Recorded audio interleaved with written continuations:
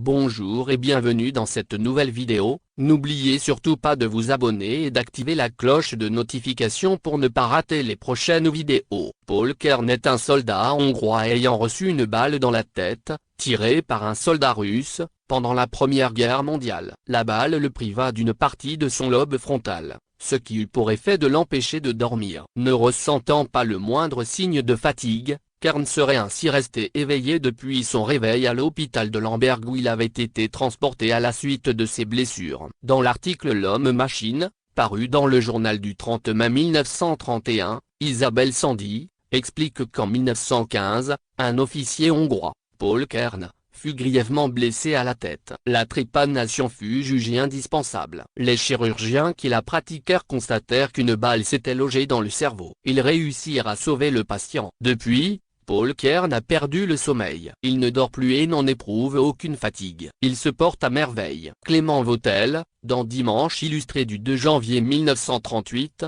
ajoute, quand Paul Kern a rempli sa tâche quotidienne, il rentre chez lui, s'entretient avec les membres de sa famille jusqu'à ce que ceux-ci aillent se coucher, puis il passe la nuit à lire et à écouter la TSF.